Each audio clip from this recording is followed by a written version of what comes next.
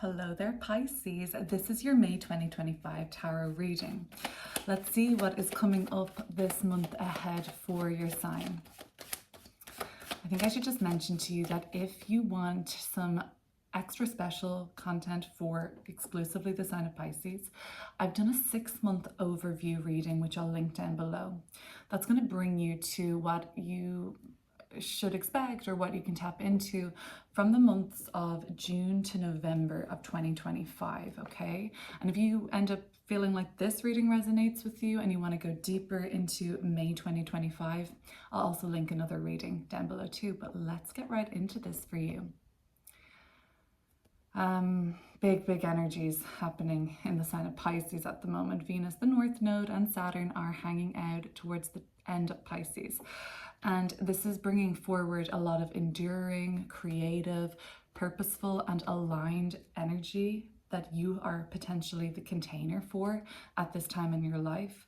So whatever you are fixated upon, working towards, inspired by, know that it is deeply meaningful and is not going to be flash in the pan for you. This is part of the reason you're here. This is part of your journey. This is part of your next steps and next chapter.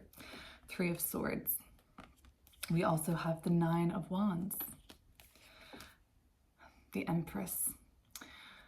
The blessings will be worth it, Pisces.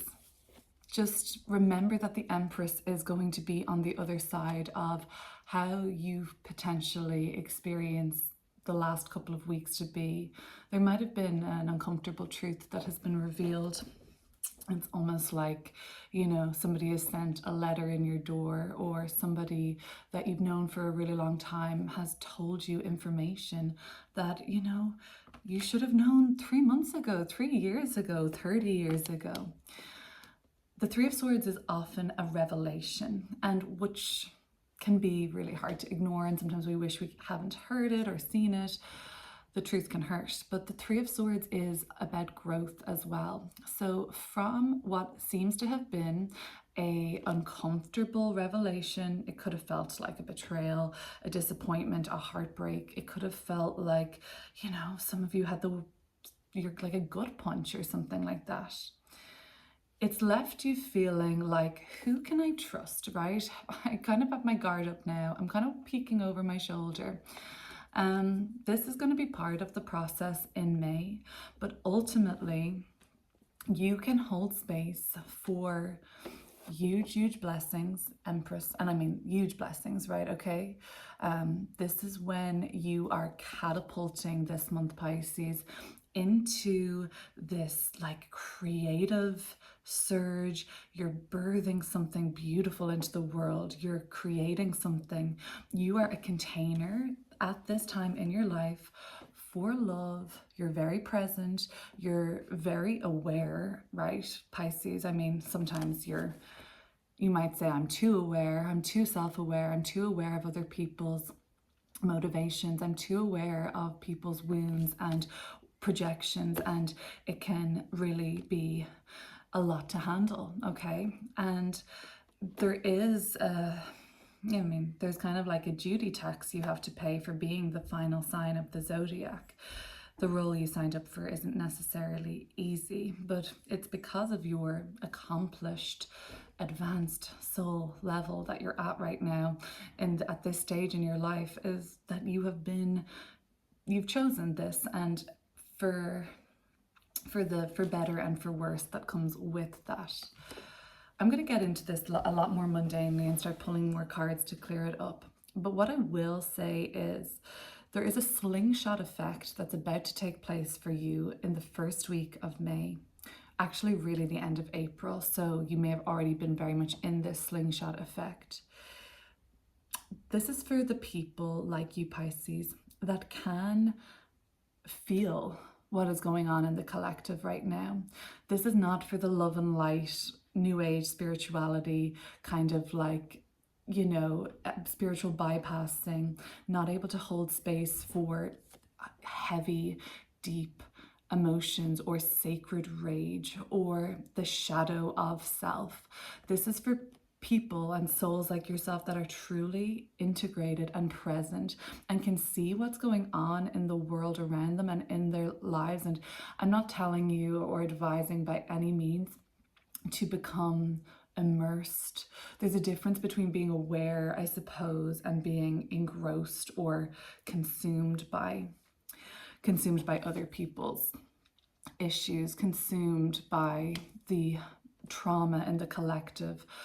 This is about being aware, but still knowing that you deserve to be blessed, that you deserve a life of abundance and joy and love, while being aware that there is still in your own life and others suffering. And I think that's a really kind of tough one at times, okay? But the Nine of Wands tells me you won't be defeated. The Nine of Wands tells me you will persevere through this month, because you know what's coming is just going to be something that you've always dreamed of, or something that you truly know you deserve. There's a lot to do with self-worth in this beautiful Empress energy, self-love. And when you master self-love, self-worth, and all those kind of those things we hear all the time that seem maybe just easy or arbitrary, when you truly master those human experiences, maybe it's when that, like, the universe or your relationships or your connections or your projects and your creations really come to life and mirror back to you all the worthy love that you deserve.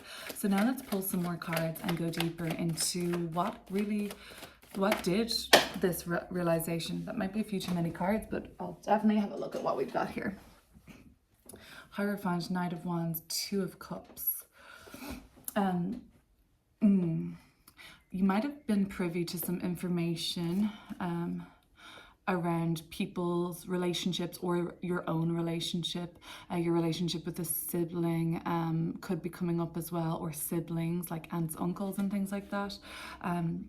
You know, the thing is, like, you were ready for this information, because, you know, the first knee-jerk reaction was to approach this perpetrator, or to speak to the person in question, or to tell another person, or to run your mouth, or to kind of like impulsively fly off the handle on this.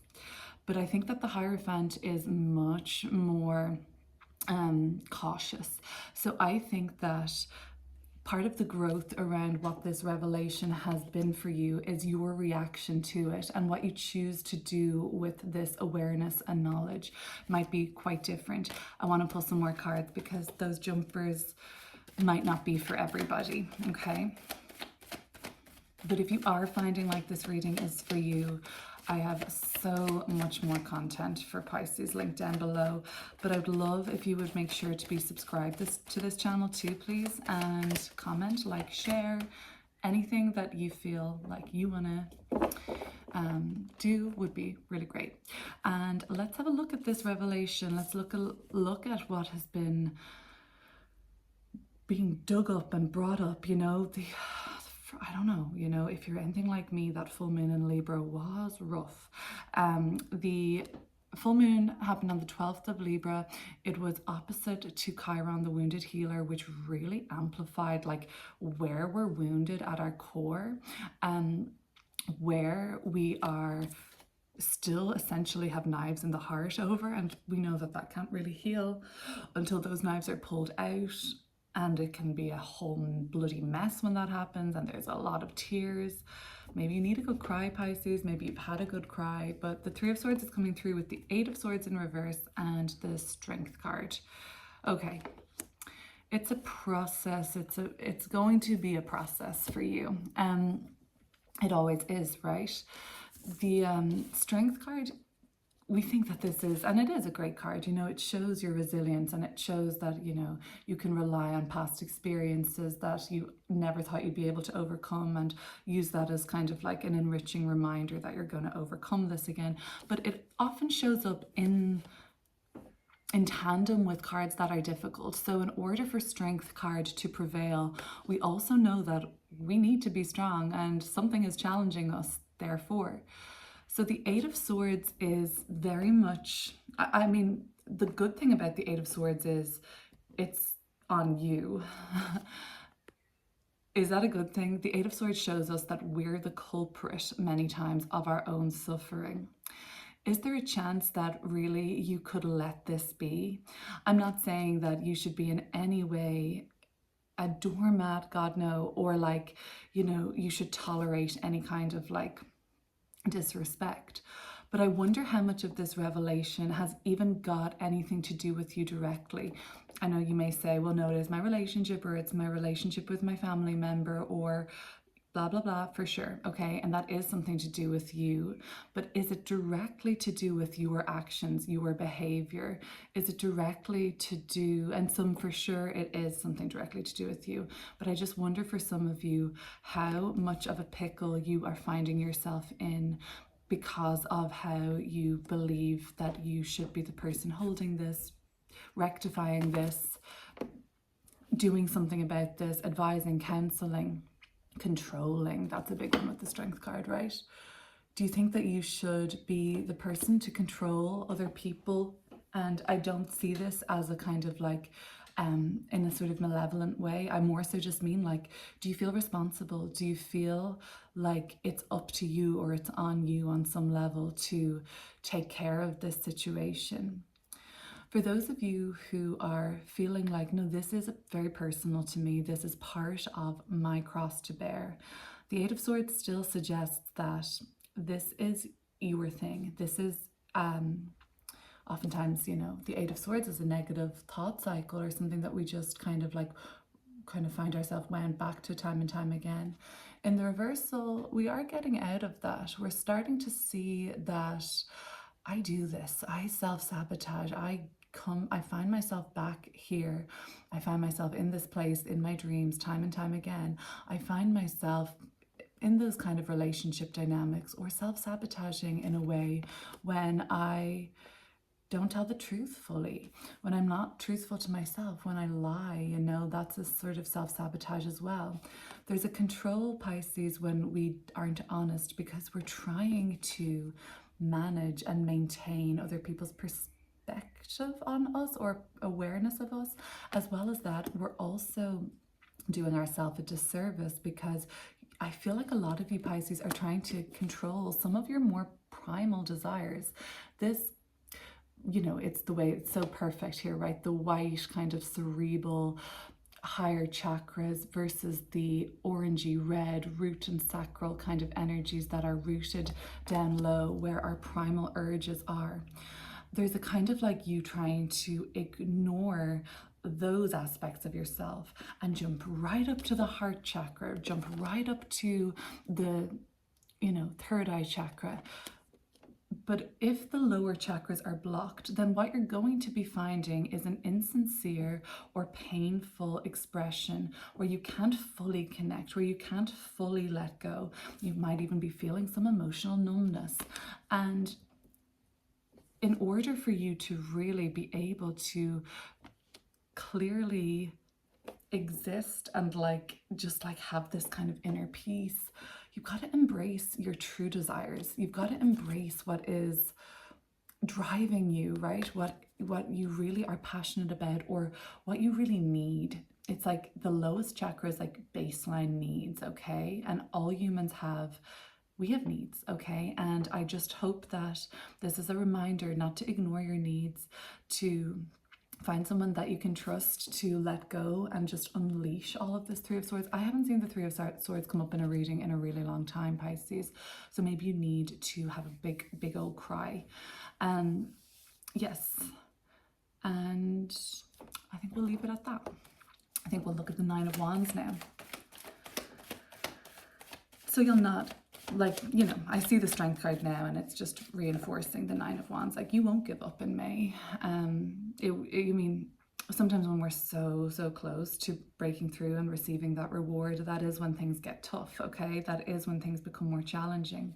I'm a Pisces, and Saturn, planet of endurance and testing and limitations, is sitting on my sun by exact degree at the moment.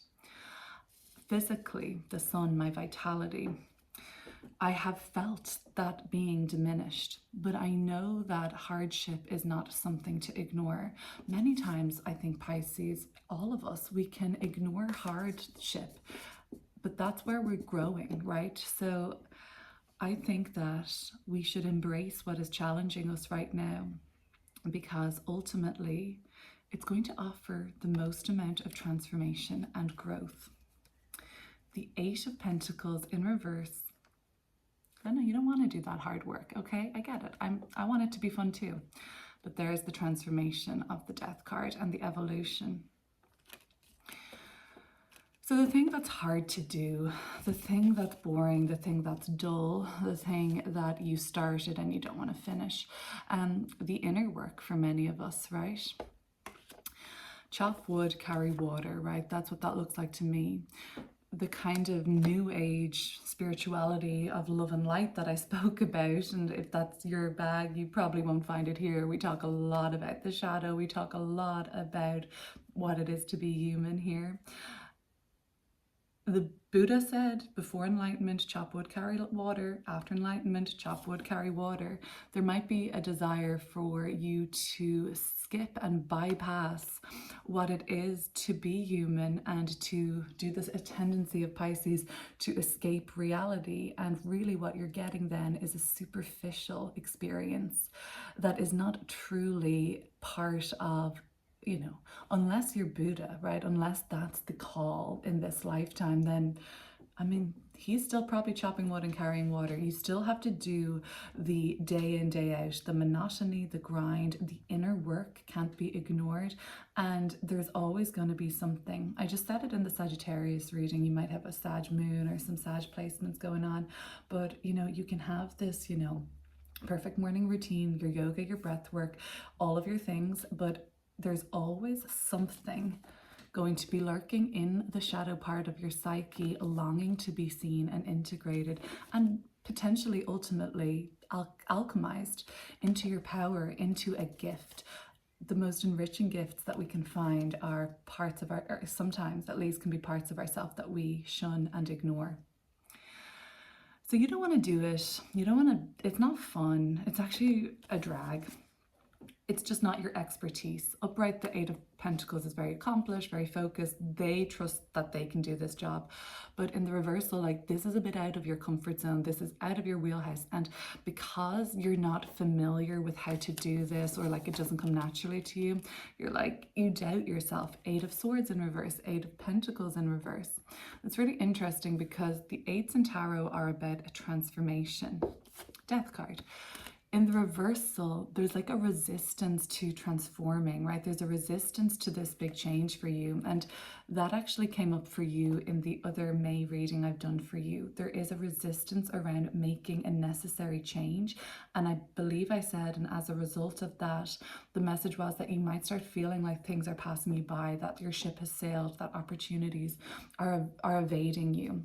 And that's kind of something that you might be interested in hearing about in the other reading.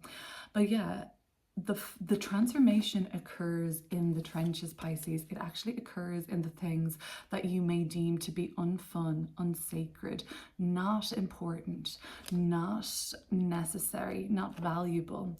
But there is some sort of medicine in that kind of off-putting work, or boring or mundane.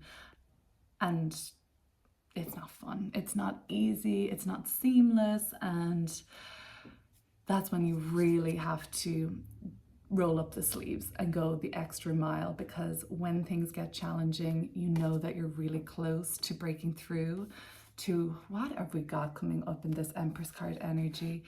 You'll be rewarded in May, so keep up the faith, okay? What's coming up with the Empress card?